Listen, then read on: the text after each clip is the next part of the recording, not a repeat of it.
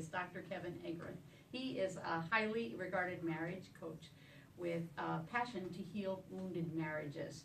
He believes that true love can be revived in hurting marriages and has witnessed it countless times.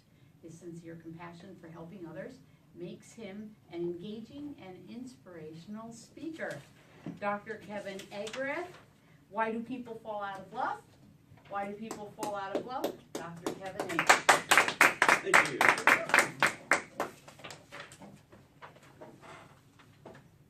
Why do people fall out of love? You ever asked yourself that question? Anybody? Has it ever occurred to you? Have you ever wondered about that? You see maybe a family member, you see a friend or a coworker, and they've fallen out of love. Do you ever wonder about that? Anybody? No, just me? You do? Yeah. Okay. Okay. I'm married. You got to make sure it doesn't happen. Yeah, exactly. That's exactly right. So that's what I'd like to talk with you guys about tonight. And I think it helps to start by understanding how people fall in love. Falling out of love is not a problem. Look at the people walking down the street.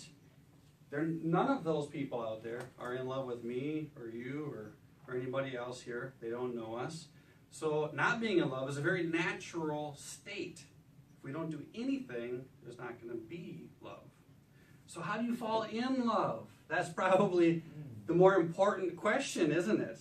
And so let's start at that point. See, I sought out to get that question answered. How do people fall in love? Why do they fall in love? What are the mechanics of it? You know, I like to figure things out.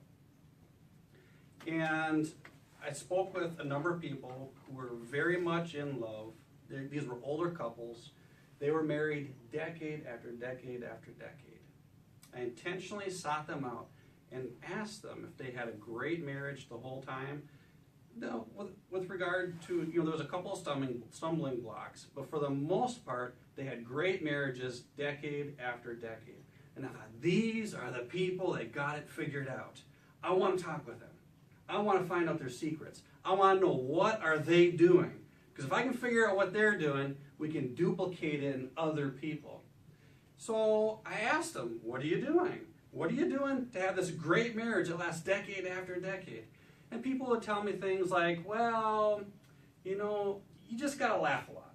If you laugh a lot, you'll be just fine. You'll have a great marriage. Okay. Well, then we should be able to prove it out in statistics. Do comedians typically have a lesser divorce rate? No. Actually, a little bit higher than average divorce rate. So I go to the next couple. What is your secret to a passionate marriage that lasts a lifetime? Just to being romantically in love and just decade after decade sustaining that. What is your secret?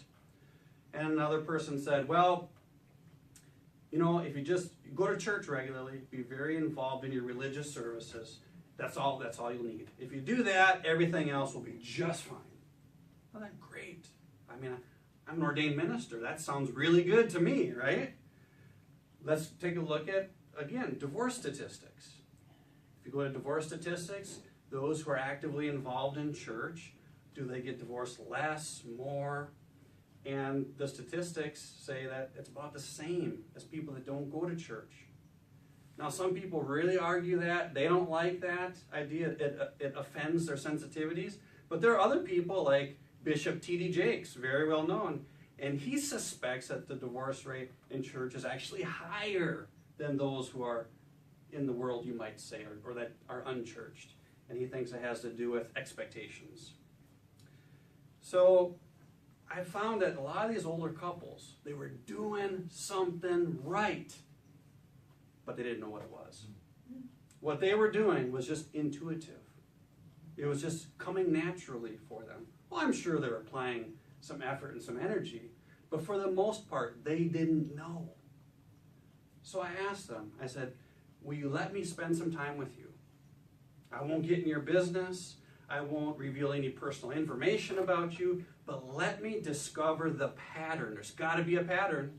If 20% of all marriages are happy and last a lifetime, you guys have got to be doing something right. And if you'll let me follow you around and let me discover the pattern, then you'll be indirectly saving thousands of marriages. So they agreed to it. I followed them around and documented and wrote, because I didn't know what I was supposed to be looking for, to be honest with you. I'm trying to discover a pattern. So I documented all kinds of things. And then I would ask questions.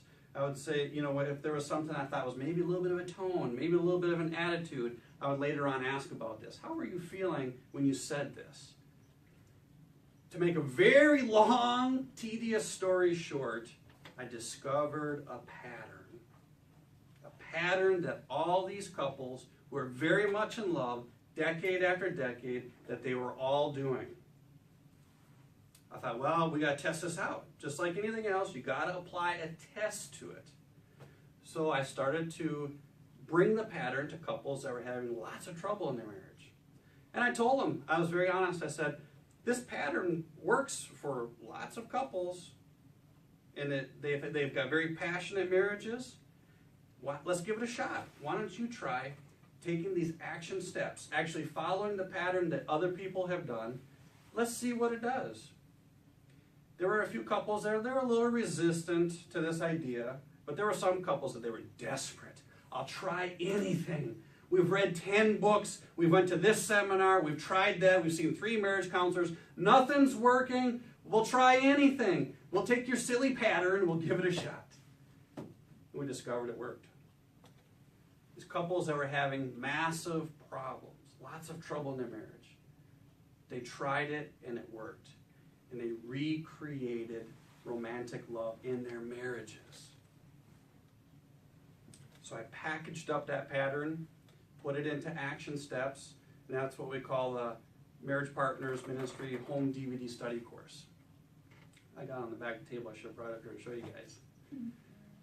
So this is how you fall in love. You do what we call love raisers. You don't do what we call love unwinders. And you got to spend a certain amount of time meeting each other's emotional needs. Everything in life has a time requirement. If you cook up those chocolate chip cookies and you leave it in the oven a little too long, you don't pay attention to the time parameters, what happens?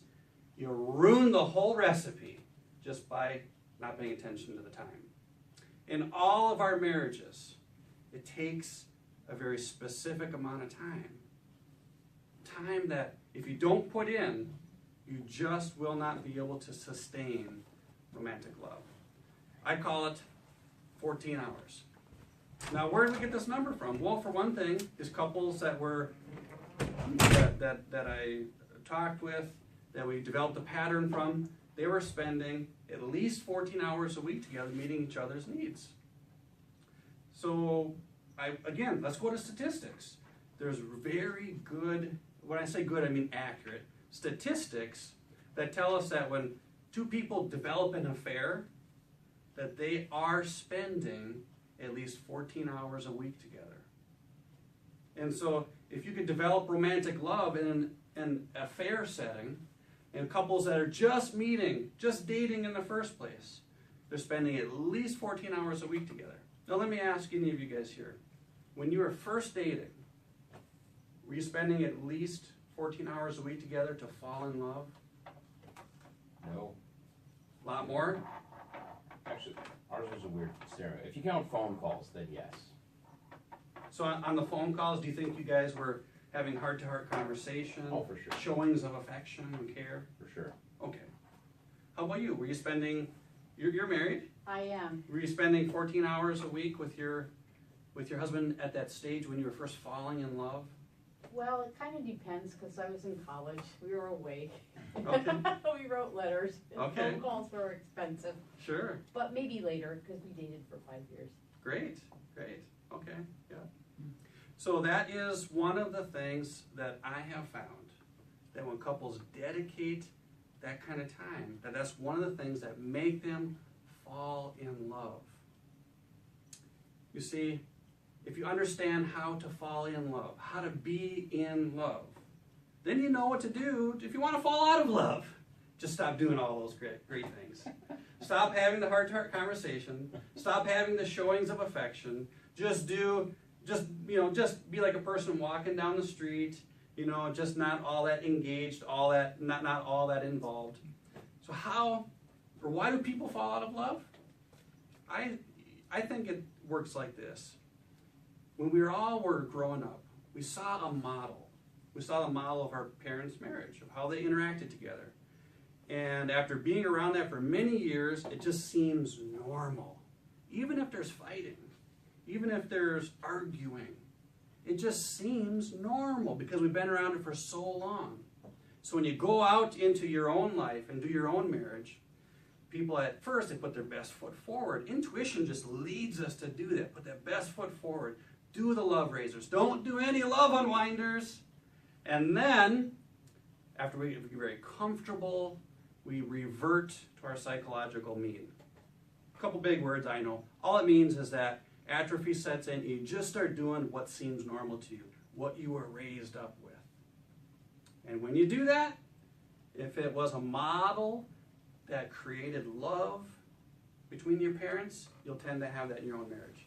If it was a model that didn't create that intense romantic love, then you'll tend not to have that in your own marriage.